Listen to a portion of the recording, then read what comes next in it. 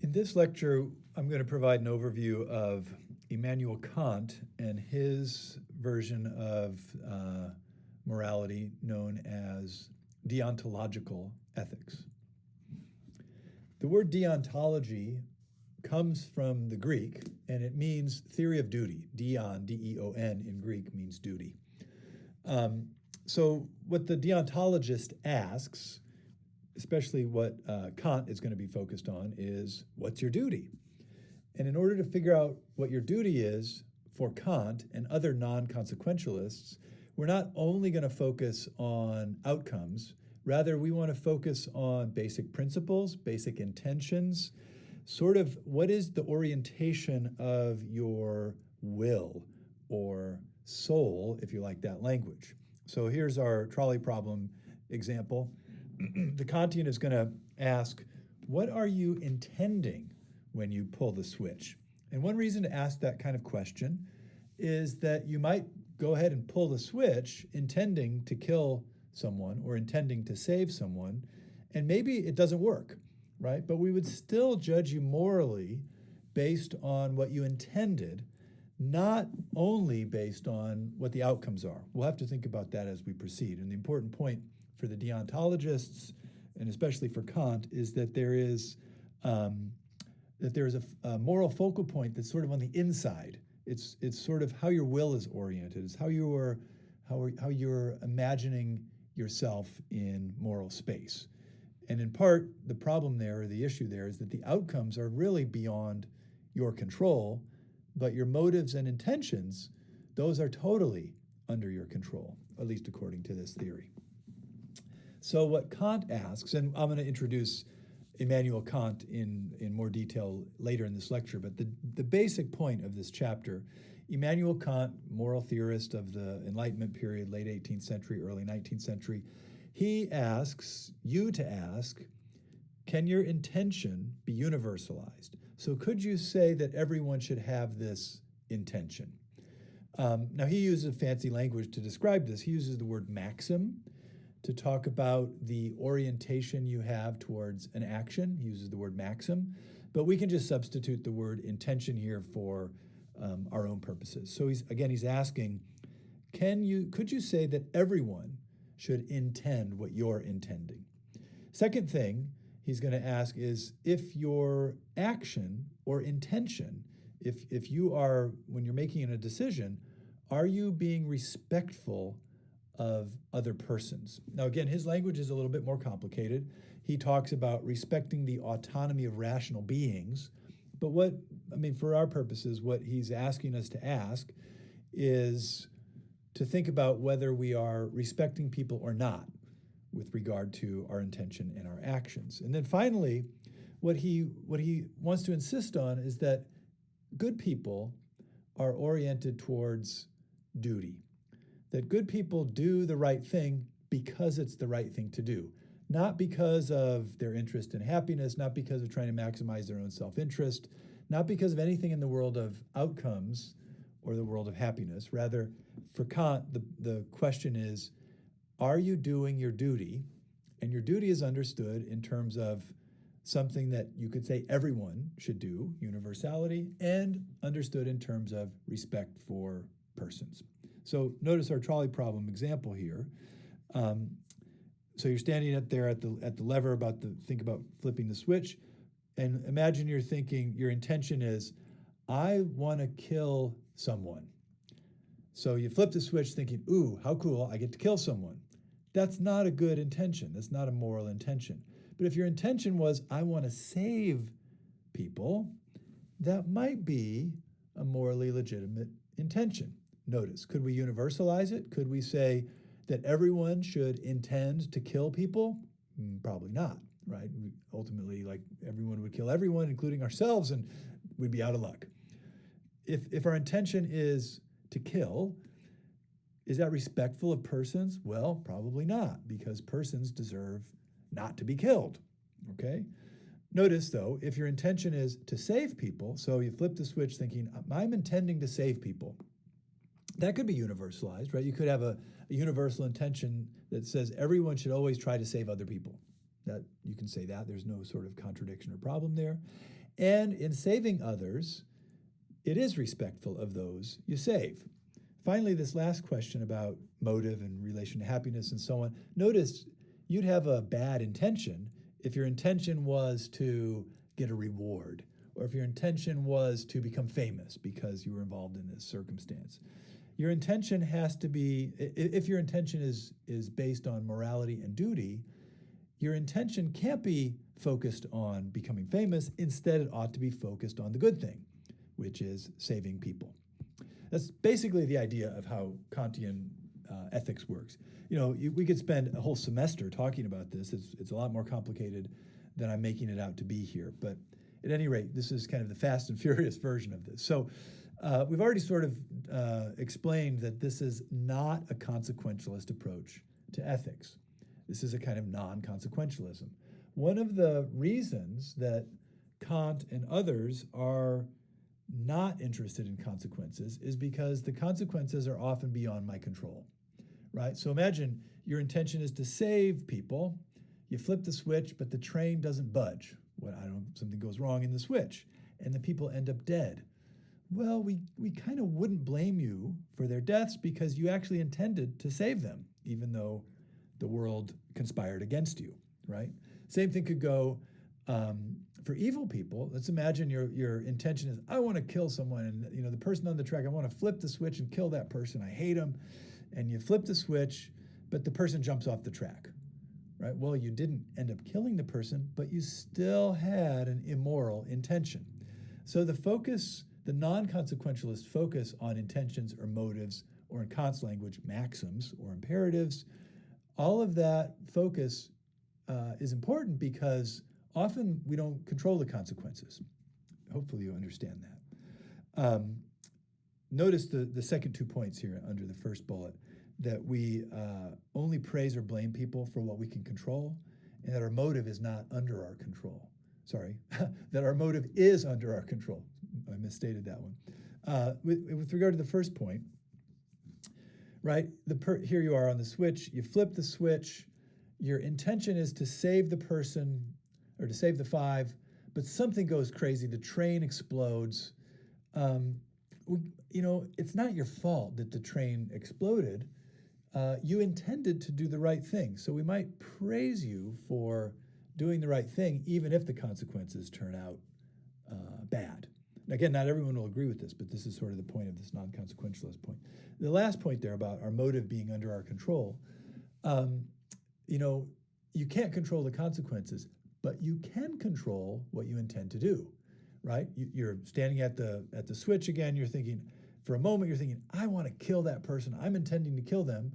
You can stop and say, bad motive, right? You can control your motive and then thereby control your actions. And that's different from the world, right? Where you really don't have much control over whether the train goes or where the person dies and so on and so forth. Kantian language for talking about this, Kant says at the beginning of the reading that we have, he says, the only thing that is good is a good will.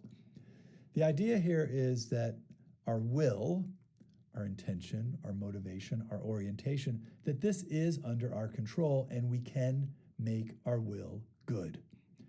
Notice that this is not about emotion or satisfying your own self-interest. So a good will, on Kant's conception, is oriented towards what's right, is oriented towards duty. A good will is not selfish. A good will is not focused only on your own needs and interests. Notice, again, we talked about this with utilitarianism as well. This is an argument against egoism or selfishness. The same held true with utilitarianism, if you'll recall. Utilitarians are not saying make yourself happy, they're saying make as many other people happy as possible. And Kant is definitely not saying that your motives should be selfish. He's not saying that you should try to control your own motives. And notice then the implication of this. The reason to do your duty is not because it makes you happy or because it'll make you famous. The reason to do your duty is because it's good to do your duty. It's good to do the right thing. And Kant's argument says, if you're rational, if you understand morality, then you'll understand that the reason to do the right thing is because it's the right thing. Now, some people don't like Kant's view, in part because he really kind of distinguishes between duty and happiness. But there is some kind of intuitive sense of this. When we use the word duty, like it's your duty to go visit your grandmother, or it's your duty to serve in the military, it's your duty to serve on a jury or something like that. A duty is not usually something we like to do, right? So Kant even suggests in a couple places that if we really like to do it, there's a good chance it's not our duty, if that makes any sense, right? If there's too much pleasure involved, then maybe we're misunderstanding something. When we act from a Kant standpoint, it should feel like a sense of obligation, like you just have to do it because it's the right thing. And notice how pleasure and happiness can sometimes distract us from doing the right thing. Now, before we get into the details of what Kant himself says, I want you to learn a little bit of his language in this lecture and in this chapter. But let's back up a step. So another theoretical framework or another philosophical approach that focuses on duty is Stoicism from the ancient world.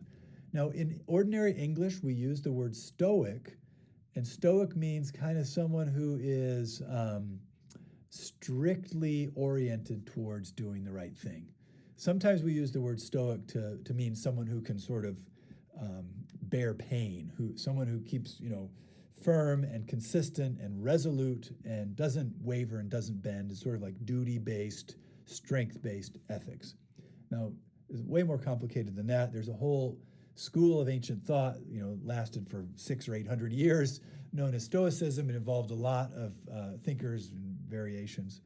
But one kind of hero of Stoicism that you may have run across, or you might look him up, is Marcus Aurelius. Marcus Aurelius was a Roman emperor who also studied philosophy. And Marcus Aurelius, one of the stories about him helps us understand this Kantian deontology. Marcus Aurelius, he was emperor. He didn't really want to be emperor. He sort of became emperor because of an obligation of, family inherited the position. He's the emperor. And then a war breaks out up in France, and he has to go on campaign up to the war. He doesn't want to go to war. He'd rather stay home with his family. He'd rather stay home in Rome and, enjoy himself. But out of duty, he goes and leads the armies in the north. That sense of duty is exactly what Kant is talking about. And the line can go all the way back to the ancient world. The idea here is that we have to do the right thing because it's the right thing. So if you're the emperor, your duty is to lead your armies. Even if you'd rather not, you still have to do it. And the same holds true with regard to us today. We talk about the duty of doctors and the duty of police officers and the duty of professors, right? My duty is to teach you. And if I fail to do my duty, I've done the wrong thing. Again, I may prefer not to. I may prefer to take it easy and not do my job. And a doctor may prefer to play golf all day. And a cop may prefer to just eat donuts. We're using some kind of stereotypical, a little bit of lightheartedness here. But we would say that then that's a bad professor, a bad cop, and a bad doctor, right? The cop, the doctor, and the professor have to do what their duty requires. Okay, one of the examples Kant gives is of a store owner, a shopkeeper, who gives a fair price to his customers. This is kind of an interesting example, especially for folks who are in business or entrepreneurs or whatever working in the business field. Notice there's a variety of reasons you might charge people a fair price. One reason is you think it's good for business, right? It's good for business if you charge a fair price. You can make a big argument about this and explain why. Like, for example, if you charge a fair price, then customers are going to come back. They're going to spread the news that you charge fairly, that you don't rip them off, and in the long run, you'll make more money. That's a legitimate argument. That's not Kant's argument. So Kant wants to say, the deontological approach set wants to say that prudence, doing it because it's good for business, prudence is different from duty, okay? Now, second reason that you might charge a fair price to your customers is because you feel sorry for those customers, right? Someone comes in, they don't have a lot of money, they're hungry. You're like, here, go ahead. You can have bread, cheese, wine, whatever. You can have it for a fair price. I don't want to overcharge you because I feel sorry for you and I don't want to take advantage of you. That also is not a fully moral motive, according to Kant. Now, here's why in both cases. With regard to prudence, it could turn out that it's actually good business to overcharge, right? I mean, maybe nobody knows that they're being overcharged. Maybe the word doesn't get around. Maybe you just overcharge and hope to rip everyone off and then retire, right? Prudence, there's no like straight line between overcharging or undercharging and the good business thing. Notice, it depends on the consequences. It depends on the world. The same is true for sympathy. Let's imagine someone walks into your store and they look poor and they say, give me a deal on this, and you go ahead and change the price and give them a deal because they look poor to you. How do you know that they're actually poor, right? And is our sympathy sometimes dependent on all kinds of things like whether we like the person, what if they have body odor and bad breath, and then we want to overcharge them or we don't even want to sell them a product? Notice how this works. Sympathy is too arbitrary. Sympathy is too subjective. So what Kant wants us to do, shopkeeper example, he would say a good shopkeeper charges the right price or a fair price because it's the right thing to do. Not because it's good for business, not because they feel sorry for their customers. They charge the right price just because that's the right thing to do. One of the questions Kant asks, see on the right hand of this slide, Kant says we should ask, can I will that this maxim should become a universal law? Maxim means sort of the rule of our behavior. We can use the word intention to sort of understand what he's talking about here. Can we say that everyone should behave this way and that everyone should have the intention to charge a fair price? Kant says, yes, that works, right? Could we say, reverse this, could we say that shopkeepers should generally try to rip people off and be unfair in their pricing? We probably can't say that because that would sort of undermine the whole idea of what it is to be a shopkeeper. We sort of presume, on Kant's view, that shopkeepers treat customers fairly. And if every shopkeeper treated their customers unfairly, it would sort of undermine the very idea of what it is to be a shopkeeper. That's Kant's kind of argument on this. Okay, so that being said, all this, there's still kind of a difficult problem in Kant is what exactly is our duty? Let's think back to the trolley problem example. I mean, what exactly is your duty there? And what is the moral intention? How do we analyze all this? It turns out it gets very, very complicated. And people have interpreted Kant for years. And some interpreters, including John Stuart Mill was a generation or so after Kant. And John Stuart Mill made this kind of argument, which is that, yeah, great, go ahead, talk about duty, but how do we know what our duty is?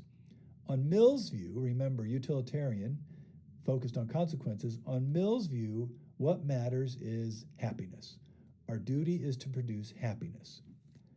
Kant suggests that's too loose. That's too subjective. Happiness shouldn't be the primary motive on Kant's view. But on Mill's view, Mill, who is critical of Kant, says if you're just talking about duty and not talking about happiness, then I don't know what you're talking about.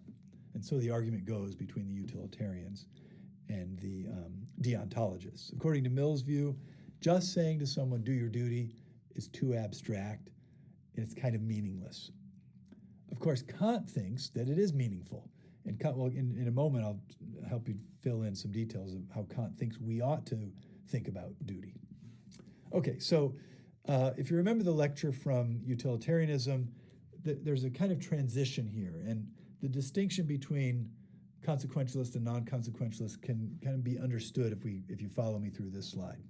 In the lecture on utilitarianism, we looked at an example of lying or promise keeping, and we made a distinction between act utilitarianism and rule utilitarianism. The act utilitarian says, does this act right now make a lot of people happy or not? But notice this ends up becoming a little bit variable. In some circumstances, maybe it makes sense to lie. In other circumstances, it makes sense not to lie. And it turns out it could be kind of a mess. So A little bit more abstract approach is so-called rule utilitarianism, which will ask, what if everybody kept their promises? Wouldn't that be good? Isn't it wrong if everybody were to lie? Let's have a rule. The rule will make everyone happy. The rule says don't lie and always keep your promises. Why is that rule good? Because it will tend to make lots of people happy. So that's the utilitarians. Now Kant, very similar, and it almost overlaps with rule utilitarianism, but Kant will ask the same kind of question. What if everybody broke their promises? And wouldn't it be great if if no one told a lie, if there were no lies? Kant, like all the other important moralists, will say that lying is wrong. But on Kant's view, it's not because it produces happiness. One more time, let me try to explain this. So the rule utilitarian says it's good to have a rule against lying because people will tend to be happier when there is truth-telling. Kant wants to say something similar, but he leaves happiness out. What he wants us to ask is, could we just say, without bringing happiness in, could we say that everyone should break their promises all the time? We can't say that. Why? Because if we said that everyone should break their promises, it would be impossible to make a promise because no one would ever believe it when we made a promise. And so, if we universalize breaking promises, we discover that that cannot be a morally legitimate intention. Notice, again, you may not follow that all the way, but notice when Kant thinks about this stuff, he's not thinking about happiness. He's trying to think about sort of the logic of the claim. Promise keeping relies on the expectation that everyone keeps their promise. So we can't say that everyone should break their promise. The second question Kant asks is whether it respects other persons. And pretty much Kant would suggest that lying and breaking your promises is disrespectful. Why is it disrespectful? Because it tends to manipulate the other person, right? You break the promise as a way of manipulating them. Notice it's not about happiness. It's not that breaking a promise makes the other person unhappy. It's that breaking a promise disrespects them. And for Kant, that's very important. Okay, so we've already, hopefully you got a sense from where we're going with this. I want to bring in a couple of conceptual items here, make sure you have some of the language that Kant is using. Notice most importantly, this is deontological, so it's about duty. Remember, I said at the beginning, the Greek word deon means duty. So this is a theory of duty. And with regard to happiness, here's part of the argument that Kant makes about, here at the top, about making yourself worthy of being happy. So the goal of morality is not to make yourself happy. Rather, for Kant, the goal of morality is to make yourself worthy of being happy, presuming that only good people deserve to be happy. Now, we could talk about this for a long time, but notice there are some kind of bad, evil people who seem happy. And that's a moral problem, right? Bad people shouldn't be happy, and good people shouldn't be unhappy. But notice that all depends on the consequences, right? Bad people who are happy are probably happy because they didn't get arrested and put in jail, right? It just depends on the consequences. On Kant's view, because we don't control the consequences, what we ought to focus on is doing our duty, and we can hope that happiness will follow, but at least we'll know that we then deserve to be happy. Okay, two distinctions, theoretical or terminological distinctions here between hypothetical and categorical imperatives. It sounds kind of complicated, it's pretty simple.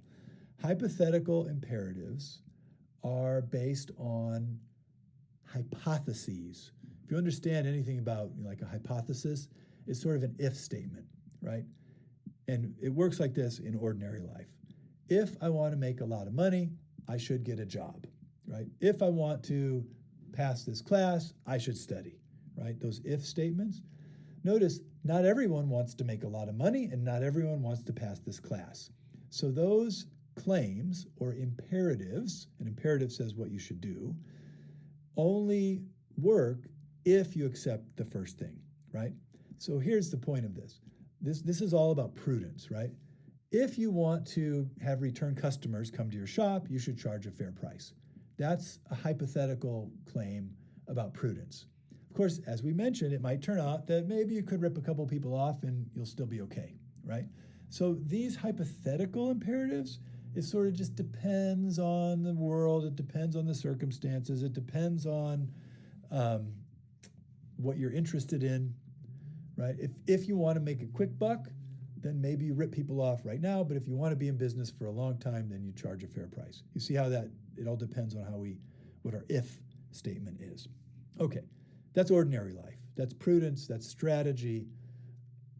Morality's different. So the bottom of the page here, the categorical imperative, this is the moral imperative. This is the way Kant understands morality.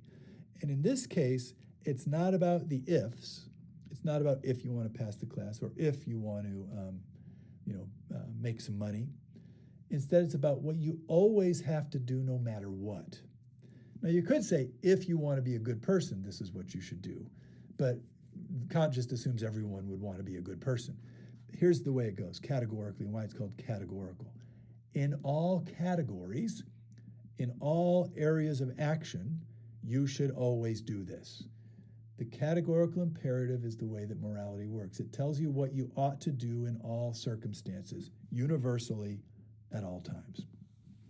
Okay, Kant gives us two ways that, there's actually more than two, but these are the two main ways that he explains the categorical imperative. The first, and this is Kant's language, first he says, act only on that maxim that you can will as a universal law. Let's put this in ordinary language.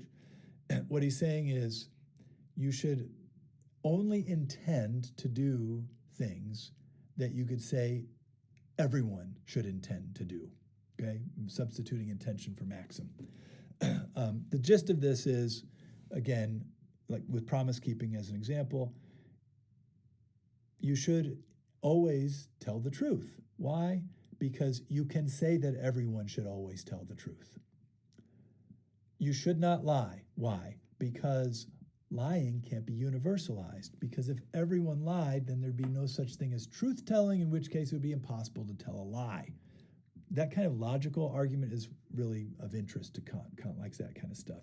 Again, it's not about happiness. Okay, second formulation of the categorical imperative, Kant says, always treat humanity, whether in your own person or that of another, never simply as a means, but always at the same time as an end. Now, it's a little bit complicated language here. This is what I've been talking about in terms of respect persons. The way he puts it here about means and ends, what he means is this. You shouldn't use another person as a tool or an instrument for your own purposes. That would be to use the person as a means. A means is like a tool or an instrument. So never use another person only as a tool for your own benefit. Instead, respect the other person as an end. This word end may be a little bit strange in English, but what he means here is an end in the sense of something that we aim at that has final intrinsic value.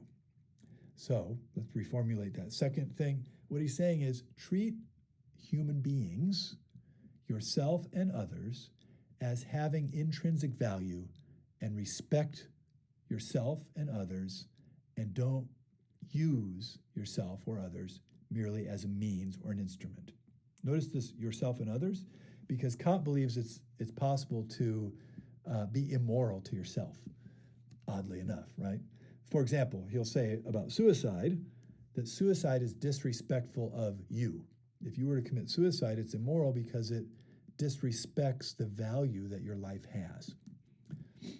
He actually gives that example, you'll see in the reading. Okay, a couple more points to summarize here about Kant. Kant actually talks about this. It's not really clear in the reading assignment you have, but anyway, Kant in another place talks about the golden rule.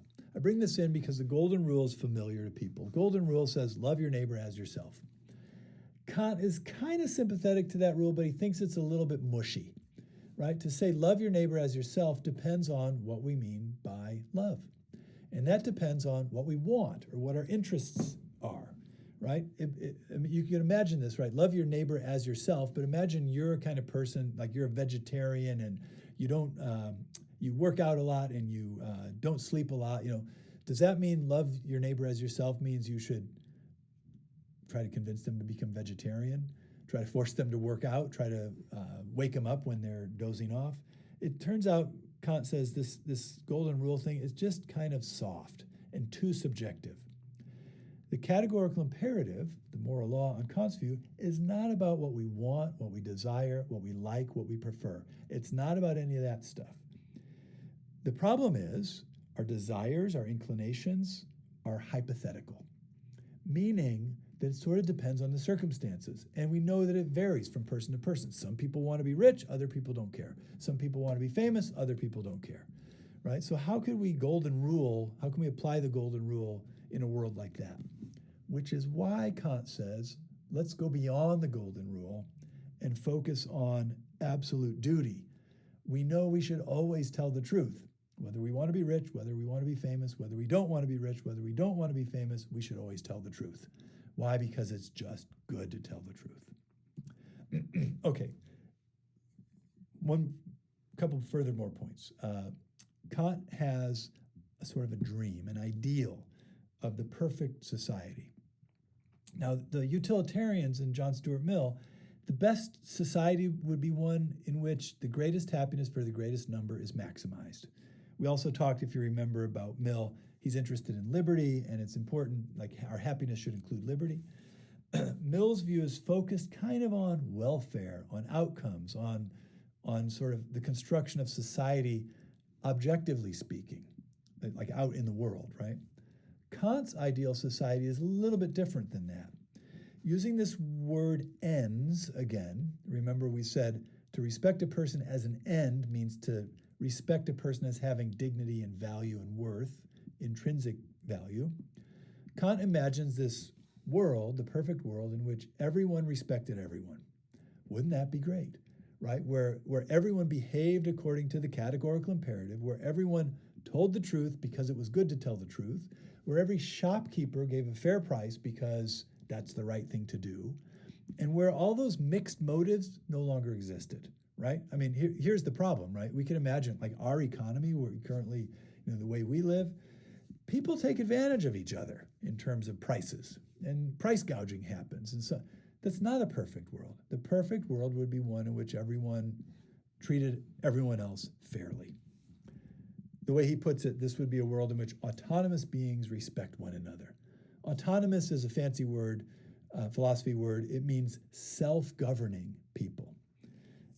In a sense, Kant's view is kind of democratic, Republican, kind of progressive for his era. And he's basically saying that in the perfect world, each one of us would be the lawgiver and a citizen at the same time. The way he puts it, each is the author and subject of the law they give themselves. In other words, in Kant's idea of a perfect world, we would each obey the moral law because we know it's the right thing to do. We'll give the moral law to ourselves and say that I should obey the moral law, and everyone else will obey the moral law, and in that circumstance, it would be peaceful, prosperous, and moral. Okay, in evaluating Kant, one of the virtues and vices, one of the good things about Kant is he really does, if you're interested in universal laws that have no exceptions, then Kant is useful. Because like with lying and so on, he says, always tell the truth. It gets complicated, of course, and there are some counterexamples that have been raised against Kant, including a very famous one. Like, what if, you're in Nazi Germany and you're hiding some Jewish people in the attic, and the Nazi guard knocks on the door and says, hey, do you have any Jews hiding in the attic? Should you tell the truth? Now, Kant's not stupid. He knows that there are going to be exceptions, and part of this, the way out, depends on how we formulate what we're doing. But go back to the trolley problem, right? You're standing at the lever on the trolley problem. Are you intending to kill the person, or are you intending to save those 5 people? Right? It turns out we could spend a lot of time trying to figure out how this works. Nonetheless, Kant's goal is to have a universal system of morality. And a lot of people like that about Kant. Second point, problem here, difficulty, is how do we separate our hypothetical versus our categorical imperatives? How do we distinguish between prudence and morality? Turns out it's complicated, but people like Kant because he insists we have to figure that out. So it may be difficult to separate our interests and inclinations, but on Kant's view, we ought to try to separate our interests and inclinations and make sure we have moral focus. Another problem, the third point here, the categorical imperative seems to be really good at telling us what we shouldn't do, right? Don't lie, don't steal, don't cheat. Those things kind of work pretty well if you start thinking through the categorical imperative, but it's hard to figure out what we do there about like general welfare. And in a sense, utilitarianism is better because utilitarianism focuses on the consequences, which is connected to welfare and happiness. And that's just not Kant's focus. So depending on what you think should be the focus of morality, you might prefer either Kant or the utilitarians. The fourth point about consequences, we just addressed that. But one of the benefits of Kant, one of the reasons people are attracted to Kantian morality is because it is true that the consequences are out of our control. So maybe it's better to back off the consequences and focus on the logic of morality, the problem of contradictions, the issue of intentions, and so on. Finally, one of the difficulties raised by Kant, but it's a really important problem, and we're thinking about it, human beings have been thinking about it for thousands of years. What exactly does it mean to respect a person? Who counts as a person? We'll talk about that when we get to abortion, for example, right? Is a fetus a person? You may know that slavery existed for a long time and slaves were not viewed fully as persons, right? So what does it mean to respect persons? How does respect work? Are you respectful of others when you always tell them the truth? Interesting question. And exactly what does autonomy mean and how does that work? Self-control, self-governance. And are we really as autonomous as Kant suggests we should be, right? It could turn out that most of the time we're not autonomous at all because we're constantly pulled about and governed by external circumstances. So how does that work for Kant? Again, in terms of benefits and detriments of Kant, sometimes some students like the fact that Kant's theory of duty is strict. Right, that Stoic thing we talked about, there's something about that seems kind of right? You should do your duty because it's good. And Kant even suggests that if your duty makes you happy, maybe it's not really your duty. Maybe you've been distracted by happiness. That seems to make sense, and yet on the other hand, doesn't happiness matter? John Stuart Mill might say, and why shouldn't doing the right thing make us happy? Interesting set of questions there. Second point here, Kant's focus on respect for persons seems to fit with our understanding of equality. So Kant is writing during the Enlightenment period. He's kind of progressive, probably not as progressive, again, depending on what that means, but not as progressive as John Stuart Mill, in part because Kant really had, frankly, he had some kind of negative things to say about women and non-white European people.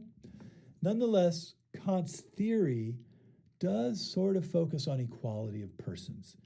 That kingdom of ends idea where each is both giving the law and obeying the law, Kant thinks that's the ideal world, where every person respects every other person.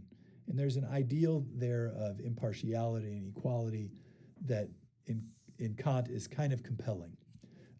Bear in mind, he's writing 18th century, 19th century, when there were all these revolutions going on, including in the United States, and people were trying to say, like Kant, that it's not true that only the king deserves respect.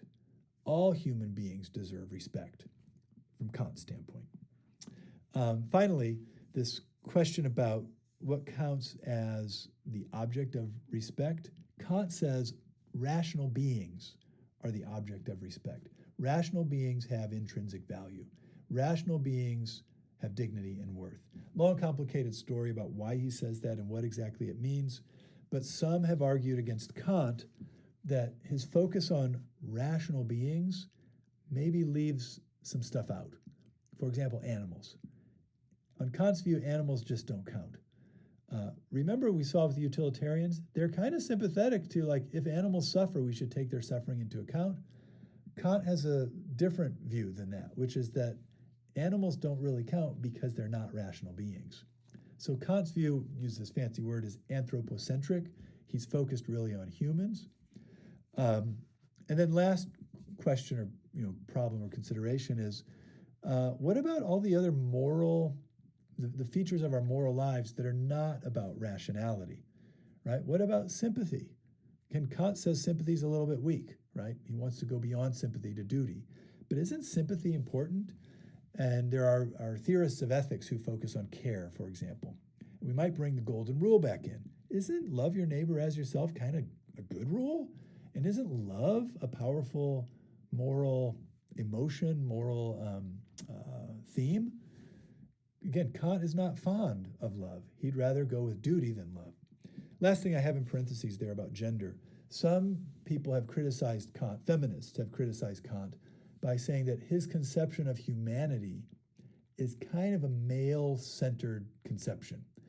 Kant conceives of human beings as duty-based, rational deciders, right? We orient our will towards the good and we just do the good. Some feminists have argued that that fits with like white men in the 18th and 19th century, but there's a whole other realm of experience that involves our relationships to others, our dependence on others, the need for care, and so on. Anyway, that conversation about Kant has been going on for at least 100 years, and it raises a bunch of interesting issues. Okay, so that's basically the intro to Kant and deontology. Hopefully you understand the gist of what he is talking about.